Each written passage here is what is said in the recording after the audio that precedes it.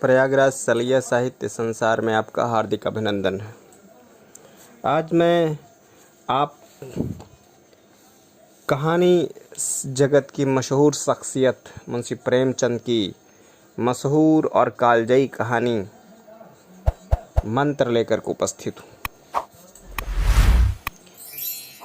तो आइए आपके समक्ष मंत्र का वाचन प्रस्तुत। संध्या का समय था। डॉक्टर चड्ढा गोल्फ खेलने के लिए तैयार हो रहे थे। मोटर कार सामने खड़ी थी कि दो कहार एक डोली लिए आते दिखाई दिए।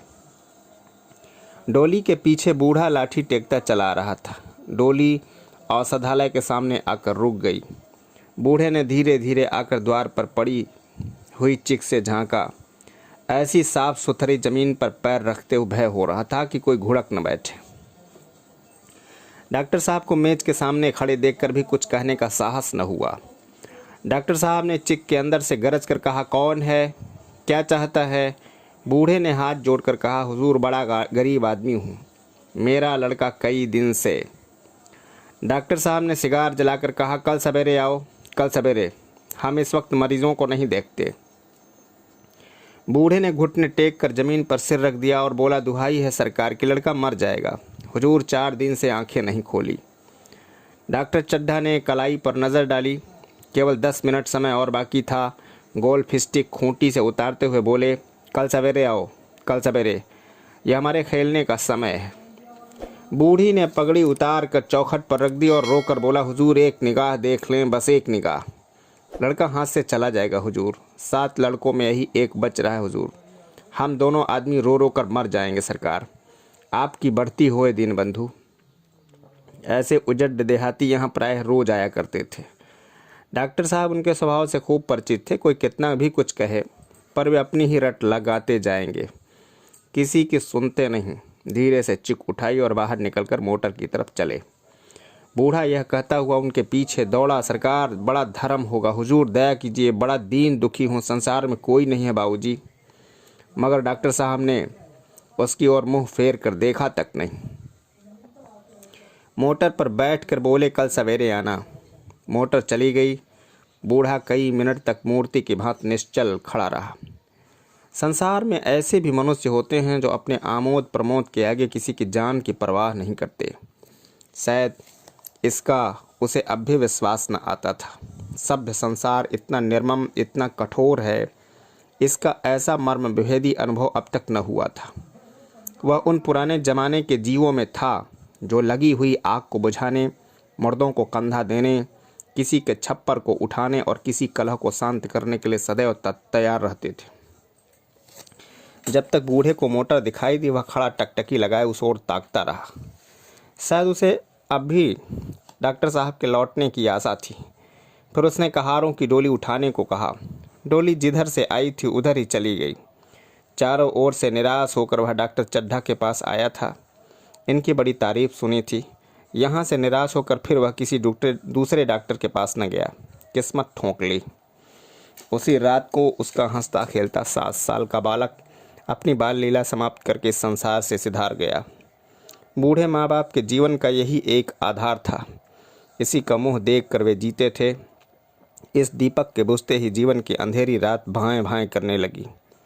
बुढ़ापे की विशाल ममता टूटे हुए हृदय से निकलकर उस अंधकार के में आर्त स्वर में रोने लगी।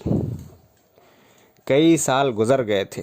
डॉक्टर चड्ढा ने खूब यश और धन कमाया, लेकिन उसके साथ ही अपने स्वास्थ्य की रक्षा भी की, जो एक असाधारण बात थी।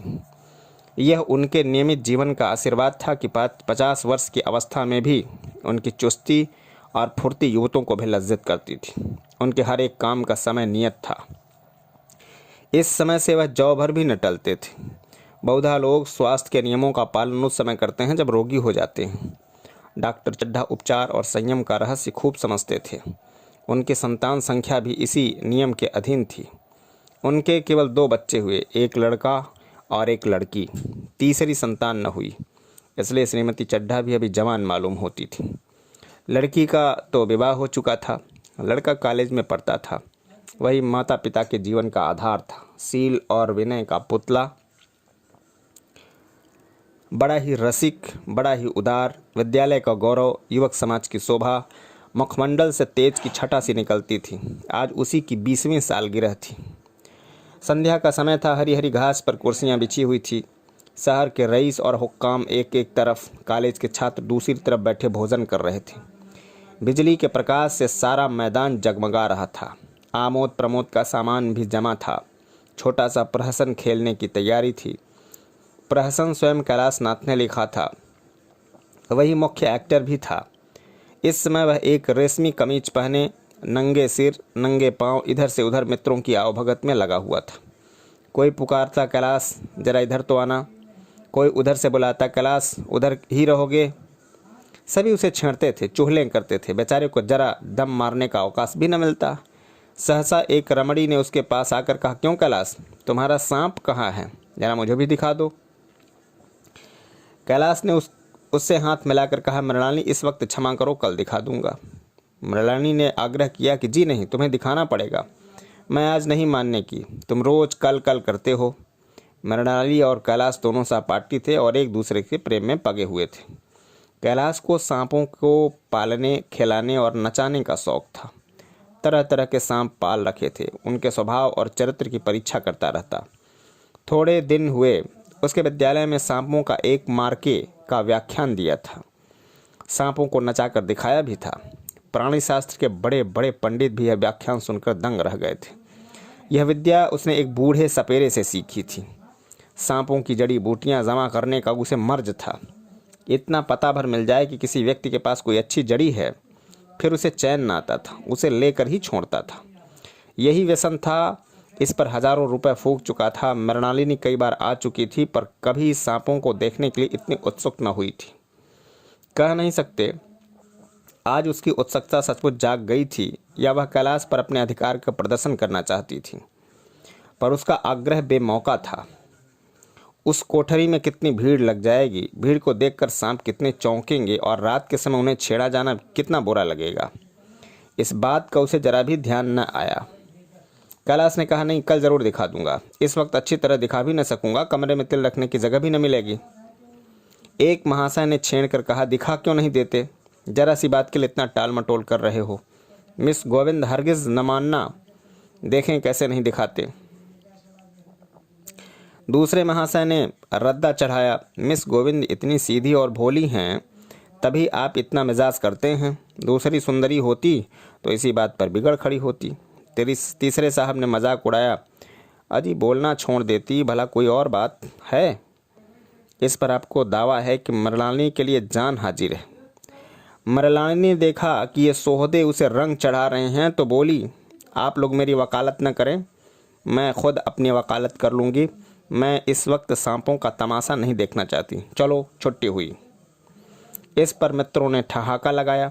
एक साहब बोले, देखना तो आप सब कुछ चाहें, पर कोई दिखाए भी तो। कैलाश को मृणालिनी की झेपी हुई सूरत देखकर मालूम हुआ कि इस वक्त उनका इनकार वास्तव में उसे बुरा लगा है। जो ही प्रीति भोज समाप्त हुआ और गाना शुरू हुआ, उसने मृणालिनी और अन्य मित्रों को सांपों के दरबे के सामने ले जाकर महुअर बजाना शुरू किया। एक एक खाना खोलकर एक एक सांप को निकालने लगा। वाह, क्या कमाल था! ऐसी जान पड़ता था कि वे कीड़े उसकी एक एक बात, उसके एक एक मन का भाव समझते हैं। किसी को उठा लिया, किसी को गर्दन में डाल लिया, किसी को हाथ में लपेट लिया। मृणालिनी बार बार मना करती कि उन्हें गर्दन में न डालो, दूर ही से दिखा दो, बस जरा नचा दो।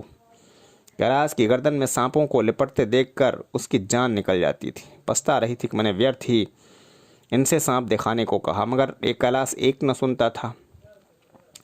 प्रेमिका के सम्मुख अपने सर्पकला प्रदर्शन का ऐसा अवसर पाकर वह कब चूकता। एक मित्र ने टीका की, दांत तोड़ डाले होंगे। कैलाश हंसकर बोला, दांत तोड़ डालना मदारियों का काम है, किसी के दांत नहीं तोड़े गए हैं, कहिए तो दिखा दूं। कहकर उसने एक काले सांप को पकड़ लिया और बोला, मेरे पास इससे बड़ा और जहरीला दूसरा सांप नहीं है। अगर किसी को काट ले तो आदमी आनन फानन में मर जाए, लहर भी न आए। इसके कांटे का मंत्र नहीं, इसके दांत दिखा दूं। मृणालिनी ने उसका हाथ पकड़ कहा, नहीं नहीं कैलाश, ईश्वर के लिए उसे छोड़ दो, तुम्हारे पैरों पड़ती हूँ। इस पर दूसरे मित्र बोले, मुझे तो विश्वास नहीं आता, लेकिन तुम कहते हो तो मान लूँगा। कैलाश ने सांप की गर्दन पकड़कर कहा, नहीं साहब, आप आँखों से देखकर मानिए। दांत तोड़कर वश में किया तो क्या किया। सांप बड़ा समझदार होता है। अगर उसे विश्वास हो जाए कि इस आदमी से मुझे कोई हानि न पहुँचेगी तो उसे हरगिज न काटेगा। मृणालिनी ने जब देखा कि कैलाश इस वक्त एकदम बावला सा है तो उसने यह तमाशा न करने के विचार से कहा, अच्छा भाई, अब यहाँ से चलो। देखो गाना शुरू हो गया है, आज मैं भी कोई चीज़ सुनाऊंगी। यह कहते हुए उसने कैलाश का कंधा पकड़कर चलने का इशारा किया और कमरे से निकल गई। मगर कैलाश विरोधियों का शंका समाधान करके ही दम लेना चाहता था। उसने सांप की गर्दन पकड़कर जोर से दबाई, इतनी जोर से दबाई कि उसका मुंह लाल हो गया और देह की नसें तन गईं। सांप ने अब तक उसके हाथों से ऐसा व्यवहार न देखा था। उसकी समझ में न आता था कि यह मुझसे क्या चाहते हैं। उसे ऐसा भ्रम हुआ कि यह मुझे मार डालना चाहते हैं। अतएव वह आत्मरक्षा के लिए तैयार हो गया। कैलाश ने उसकी गर्दन खूब दबाकर मुंह खोल दिया और उसके जहरीले दांत दिखाते हुए बोला कि जिन सज्जनों को शक हो आकर देख लें। आया विश्वास या अभी कुछ शक है? मित्रों ने आकर उसके दांत देखे और चकित हो गए। प्रत्यक्ष प्रमाण के सामने संदेह को स्थान कहाँ। मित्रों को शंका निवारण करके कैलाश ने सांप की गर्दन ढीली कर दी और उसे जमीन पर वह रखना चाहा, पर वह काला गेहूं क्रोध से पागल हो रहा था। गर्दन नरम पड़ते ही उसने सिर उठाकर कैलाश की उंगली में जोर से काटा और वहां से भागा। कैलाश की उंगली से टप टप खून टपकने लगा। उसने जोर से उंगली दबा ली और अपने कमरे की तरफ दौड़ा। वहां मेज की दराज में एक जड़ी रखी हुई थी, जिसे पीसकर लगा देते ही घातक विष भी रफू हो जाता था। मित्रों में हलचल बढ़ गई। बाहर महफिल में भी खबर हुई। डॉक्टर साहब घबरा कर दौड़े। फौरन उंगली की जड़ कसकर बांध दी गई और जड़ी पीसने के लिए दी गई। डॉक्टर साहब जड़ी के कायल न थे। वह उंगली का डसा भाग नस्तर से काट देना चाहते थे, मगर कैलाश को जड़ी पर पूर्ण विश्वास था। मृणालिनी पियानो पर बैठी हुई थी। खबर पाकर सुनते ही दौड़ी और कैलाश की उंगली से टपकते खून को रुमाल से पोंछने लगी। जड़ी पीसी जाने लगी, पर उसी 1 मिनट में कैलाश की आंखें झपकने लगी। ओंठों पर पीलापन दौड़ने लगा, यहाँ तक कि वह खड़ा न रह सका, फर्श पर बैठ गया। सारे मेहमान कमरे में जमा हो गए।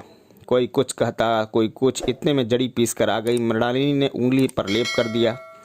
1 मिनट और बीता। कैलाश की आंखें बंद हो गई। वह लेट गया और हाथ से पंखा झलने का इशारा किया। माँ ने दौड़कर उसका सिर गोद में रख लिया और बिजली का टेबल फैन लगा दिया। डॉक्टर साहब ने झुककर पूछा, कैलाश कैसी तबीयत है? कैलाश ने धीरे से हाथ उठा दिया, मगर कुछ बोल न सका। मृणालिनी ने करुण स्वर में कहा, क्या जड़ी कुछ असर न करेगी? डॉक्टर साहब ने सिर पकड़कर कहा, क्या बताऊं, मैं इसकी बातों में आ गया। अब तो नस्तर से भी कुछ फायदा न होगा। आधा घंटे तक यही हाल रहा। कैलाश की दशा प्रतिक्षण बिगड़ती जाती थी, यहाँ तक कि उसकी आंखें पत्थर आ गई, हाथ पांव ठंडे हो गए, मुख की कांति मलिन पड़ गई, नाड़ी का कहीं पता नहीं। मौत के सारे लक्षण दिखाई देने लगे। घर में कोहराम मच गया। मृणालिनी एक ओर सिर पीटने लगी, माँ अलग पछाड़े खाने लगी। डॉक्टर चड्ढा को मित्रों ने पकड़ लिया, नहीं तो वह नस्तर अपनी गर्दन में मार लेते। एक महाशय बोले, कोई मंत्र झाड़ने वाला मिले तो संभव है अभी भी जान बच जाए। एक मुसलमान सज्जन ने इसका समर्थन किया, अरे साहब, कब्र में पड़ी हुई लाशें जिंदा हो गई हैं, ऐसे ऐसे बाग कमाल पड़े हुए हैं। डॉक्टर चड्ढा बोले, मेरी अक्ल पर पत्थर पड़ गया था कि इसकी बातों में आ गया। नस्तर लगा देता तो यह नौबत क्यों आती। बार बार समझाता रहा कि बेटा सांप न पालो, मगर कौन सुनता था। बुलाइए किसी झाड़ फूंक करने वाले को ही बुलाइए, मेरी सब कुछ ले ले, मैं अपनी सारी जायदाद उसके पैरों पर रख दूंगा, लंगोटी बांध कर घर से निकल जाऊंगा, मगर मेरा कैलाश, मेरा प्यारा कैलाश उठ बैठे। ईश्वर के लिए किसी को बुलवाइए। एक महाशय का किसी झाड़ने वाले से परिचय था, वह दौड़ कर उसे बुला लाए, मगर कैलाश की सूरत देखकर उसे मंत्र चलाने की हिम्मत न पड़ी। बोला, अब क्या हो सकता है सरकार, जो कुछ होना था हो चुका। अरे मूर्ख, यह क्यों नहीं कहता कि जो कुछ न होना था हो चुका। जो कुछ होना था वह कहाँ हुआ। माँ बाप ने बेटे का सेहरा कहाँ देखा। मृणालिनी का कामना तरु क्या पल्लव और पुष्प से रंजित हो उठा। मन के वह स्वर्ण स्वप्न जिनसे जीवन आनंद का स्रोत बना हुआ था, क्या वे पूरे हो गए। जीवन के नृत्य में तारिका मंडित सागर में आमोद की बहार लूटते हुए क्या उसकी नौका जलमग्न नहीं हो गई। जो न होना था वह हो गया। वही हरा भरा मैदान था, वही सुनहरी चांदनी एक निःशब्द संगीत की भांति प्रकृति पर छाई हुई थी। वही मित्र समाज था, वही मनोरंजन के सामान थे, मगर जहाँ हास्य की ध्वनि थी अब वहाँ करुण क्रंदन और अश्रु प्रवाह था। शहर से कई मील दूर एक छोटे से घर में एक बूढ़ा और बुढ़िया अंगीठी के सामने बैठे जाड़े की रात काट रहे थे। बूढ़ा नारियल पीता था और बीच बीच में खांसता था। बुढ़िया दोनों घुटनियों में सिर डाले आग की ओर ताक रही थी। एक मिट्टी के तेल की कुप्पी ताक पर जल रही थी। घर में न चारपाई थी न बिछौना, एक किनारे थोड़ी सी पुआल पड़ी हुई थी। इसी कोठरी में एक चूल्हा था। बुढ़िया दिन भर उपलें और सूखी लकड़ियां बटोरती थी। बूढ़ा रस्सी बटकर बाजार में बेच आता था। यही उसकी जीविका थी। उसे न किसी ने रोते देखा न हंसते। उसका सारा समय जीवन रहने में कट जाता था। मौत द्वार पर खड़ी थी, रोने या हंसने की कहाँ फुर्सत। बुढ़िया ने पूछा, कल के लिए सन है तो नहीं, काम क्या करोगे।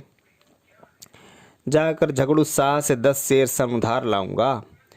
उसके पहले के पैसे तो दिए नहीं तो और कैसे उधार देगा। न देगा न सही, घास तो कहीं नहीं गई है।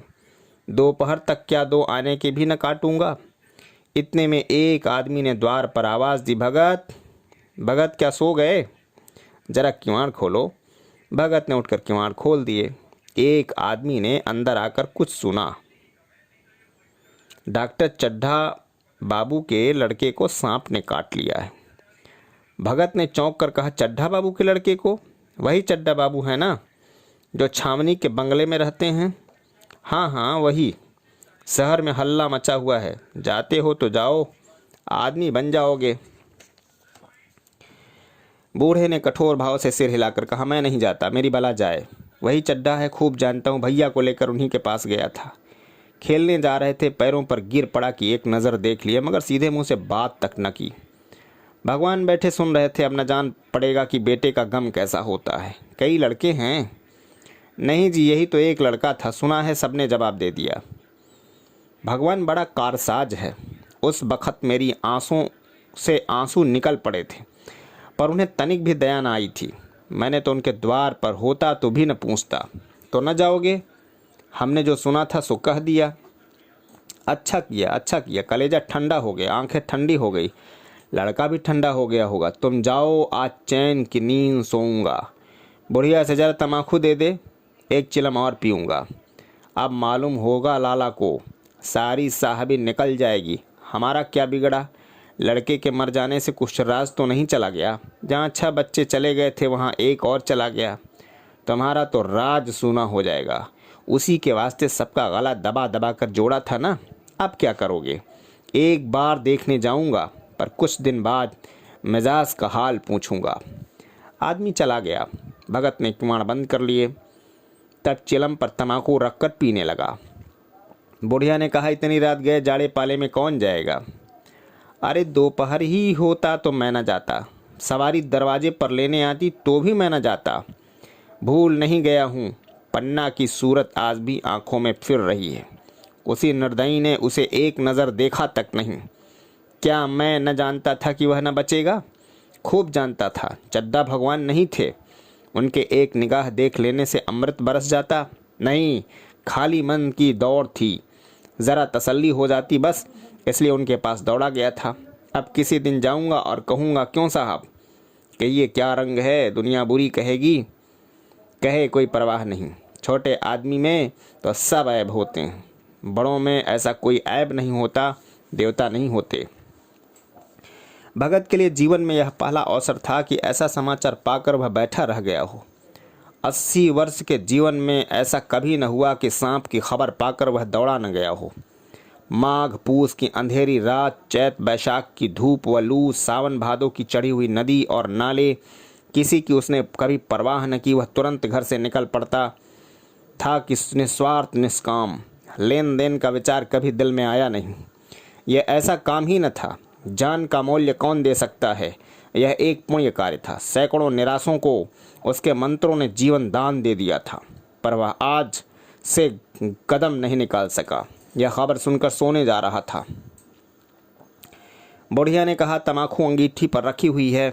उसने भी आज 2.5 पैसे हो गए, देती ही न थी। बुढ़िया यह कर लेटी। बूढ़े ने कप्पी बुझाई, कुछ देर खड़ा रह गया, फिर बैठ गया, अंत को लेट गया। पर यह खबर उसके हृदय पर बोझ की भात रखी हुई थी। उसे मालूम हो रहा था उसकी कोई चीज़ खो गई है, जैसे सारे कपड़े गीले हो गए हैं या पैरों में कीचड़ लगा हुआ है, जैसे उसके मन में कोई बैठा हुआ उसके घर से निकलने के लिए कुरेद रहा है। बुढ़िया जरा देर में खर्राटे लेने लगी। बूढ़े बातें करते करते सोते हैं और जरा सा खटका होता है ही जागते हैं। तब भगत उठा, अपनी लकड़ी उठा ली और धीरे से किवाड़ खोले। बुढ़िया ने पूछा, कहाँ जाते हो? कहीं नहीं, देखता हूँ कितनी रात है। अभी बहुत रात है, सो जाओ। नींद नहीं आती? नींद काहे को आएगी, मन तो चड्ढा के घर पर लगा हुआ है। चड्ढा ने मेरे साथ कौन सी नेकी कर दी है जो वहाँ जाऊँ? वह आकर पैरों पड़े तो भी न जाऊँ। उठे तो तुम इसी इरादे से हो। नहीं री, ऐसी पागल नहीं हूँ कि जो मुझे कांटे बोए उसके लिए फूल बोरता फिरूं। बुढ़िया फिर सो गई। भगत ने किवाड़ लगा दी और फिर आकर बैठा। पर उसके मन की कुछ ऐसी दशा थी जो बाजे की आवाज़ कान में पड़ते ही उपदेश सुनने वालों की होती है। आंखें चाहे उपदेशक की हों, पर कान बाजे की ओर हुई होते हैं। दिल में भी बाजे की ध्वनि गूंजती रही। सर में के मारे जगह से नहीं उठता। निर्दयी प्रतिघात का भाव भगत के उपदेशक था, पर हृदय उस अभागे युवक की ओर था जो इस समय मर रहा था। उसके लिए एक एक पल का विलंब घातक था। उसने फिर किवाड़ खोले, इतने धीरे से कि बुढ़िया को खबर न हुई। बाहर निकल आया। उसी वक्त गांव का चौकीदार गश्त लगा रहा था। बोला, कैसे उठे भगत? आज तो बड़ी सर्दी है, कहीं जा रहे हो क्या? भगत ने कहा, नहीं जी, जाऊंगा कहाँ, देखता था अभी कितनी रात है। भला कै बजे होंगे? चौकीदार बोला, 1 बजा होगा और क्या। अभी थाने से आ रहा था तो डॉक्टर चड्ढा बाबू के बंगले पर भीड़ लगी हुई थी। उनके लड़के का हाल तो तुमने सुना होगा, कीड़े ने छू लिया है, चाहे मर भी गया हो। तुम चले जाओ तो शायद बच जाए। सुना है 10,000 देने को तैयार है। भगत, मैं तो न जाऊं, चाहे वह 10 लाख भी दे। मुझे 10,000 या 10 लाख लेकर करना क्या है? कल मर जाऊंगा, फिर कौन भोगने वाला बैठा हुआ है। चौकीदार चला गया। भगत ने आगे पैर बढ़ाया। जैसे नशे में आदमी की देह अपने काबू में नहीं रहती, पैर कहीं रखता है, पड़ता कहीं है, कहता कुछ है, जबान में से निकलता कुछ है। वही हाल इस समय भगत का था। मन में प्रतीकार था, पर कर्म मन के अधीन न था। जिसने कभी तलवार नहीं चलाई, वह इरादा करने पर भी तलवार नहीं चला सकता। उसके हाथ कांपते हैं, उठते ही नहीं। भगत लाठी खटखट करता लपका चला जा रहा था। चेतना रोंकती थी, पर उपचेतना ठेलती थी। सेवक स्वामी पर हावी था। आधी रात निकल जाने के बाद सहसा भाव भगत रुक गया। हिंसा ने क्रिया पर विजय पाई। मैं यूं ही इतनी दूर चला आया। इस जाड़े पाले में मरने की मुझे क्या पड़ी थी? आराम से सोया क्यों नहीं? नींद ना आती थी? न सही 2-4 भजन ही गाता। व्यर्थ इतनी दूर चलाया। चड्ढा का लड़का रहे या मरे, मेरी बला से। मेरे साथ इन्होंने कौन सा सलूक किया था कि मैं उनके लिए मरूं? दुनिया में हज़ारों मरते हैं, हज़ारों जीते हैं, मुझे किसी से मरने और जीने से क्या मतलब?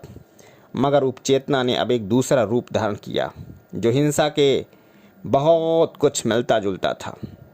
वह झाड़ फूंक करने नहीं जा रहा है। वह देखेगा कि लोग क्या कर रहे हैं। डॉक्टर साहब का रोना पीटना देखेगा कि किस तरह पछाड़े खाते हैं। वह देखेगा कि बड़े लोग भी छोटों की ही भांति रोते हैं या सब्र भी कर जाते हैं। वे लोग जो विद्वान होते हैं सब्र कर जाते होंगे। हिंसा भाव को यो धीरज देता हुआ वह फिर आगे बढ़ा। इतने में 2 आदमी आते दिखाई दिए। दोनों बातें करते चले आ रहे थे। चड्ढा बाबू का घर उजड़ गया, वही तो एक लड़का था। भगत के कान में यह आवाज़ पड़ी। उसकी चाल और भी तेज हो गई। थकान के मारे पांव न उठते थे। सिरों भाग इतना बढ़ा जाता था कि मानो अब मुंह के बल गिर पड़ेगा। इस तरह कोई 10 मिनट चला होगा कि डॉक्टर साहब का बंगला नजर आया। बिजली की बत्तियां जल रही थीं, मगर सन्नाटा छाया हुआ था। रोने पीटने की आवाज़ भी न आती थी। भगत का कलेजा धक धक करने लगा। कहीं मुझे बहुत देर तो नहीं हो गई। वह दौड़ने लगा। अपनी उम्र में वह इतना तेज कभी न दौड़ा था। बस यही मालूम होता था मानो उसके पीछे मौत दौड़ी चली आ रही है। 2 बज गए थे। मेहमान विदा हो गए थे। रोने वालों में आकाश के तारे रह गए थे और सभी रो रो कर थक गए थे। बड़ी उत्सुकता के साथ लोग रह रह कर आकाश की ओर देखते थे कि किसी तरह सुबह हो और लाश गंगा की गोद में दी जाए। सहसा भगत ने द्वार पर पहुंचकर आवाज़ दी, डॉक्टर साहब। समझे कोई मरीज आया होगा। किसी और दिन उन्होंने उस आदमी को दुत्कार दिया होता, मगर आज बाहर निकल आए। देखा एक बूढ़ा आदमी खड़ा है, कमर झुकी हुई है, पोंपला मुंह, भौहें तक सफ़ेद हो गई हैं, लकड़ी के सहारे कांप रहा था। बड़ी नम्रता से बोले, क्या है भाई, आज तो हमारे ऊपर ऐसी मुसीबत पड़ गई है कि कुछ कहते नहीं बनता। फिर कभी आना। इधर 1 महीना तक शायद मैं किसी मरीज को न देख सकूंगा। भगत ने कहा, सुन चुका हूँ बाबूजी, इसलिए आया हूँ। भैया कहाँ हैं, जरा मुझे दिखा दीजिए। भगवान बड़ा कारसाज है, मुर्दे को जिला सकता है। कौन जाने अब भी उसे दया आ जाए। चड्ढा ने व्यथित स्वर से कहा, चलो देख लो, मगर 3-4 घंटे हो गए। जो कुछ होना था हो चुका। बहुतेरे झाड़ने फूंकने वाले देख देख करके चले गए। डॉक्टर साहब को आशा तो क्या होगी। हाँ, बूढ़े पर दया आ गई। अंदर ले गए। भगत ने लाश को 1 मिनट तक देखा, तब मुस्कुरा कर बोला, अभी कुछ नहीं बिगड़ा है बाबूजी। वह नारायण चाहेंगे तो आधा घंटे में भैया उठ बैठेंगे। आप नाहक दिल छोटा कर रहे हैं। जरा कहारों से कहिए पानी तो भरें। कहारों ने पानी भर भर कैलाश को नहलाना शुरू किया। पाइप बंद हो गया। कहारों की संख्या अधिक न थी, इसलिए मेहमानों ने अहाते के बाहर कुएं से पानी भर भर कर कहारों को दिया। मृणालिनी कलसा लिए पानी ला रही थी। बूढ़ा भगत खड़ा मुस्कुरा मुस्कुरा कर मंत्र पढ़ रहा था, मानो विजय उसके सामने खड़ी है। जब एक मंत्र समाप्त होता तब वह एक जड़ी कैलाश को सूंघा देता। इस तरह न जाने कितने घड़े कैलाश के सिर पर डाले गए और न जाने कितनी बार भगत ने मंत्र फूंका। आखिर जब ऊषा ने अपनी लाल लाल आंखें खोली तो कैलाश की भी लाल आंखें खुल गईं। एक क्षण ने उसने अंगड़ाई ली और पानी पीने को मांगा। डॉक्टर चड्ढा ने दौड़कर नारायणी को गले लगा लिया। नारायणी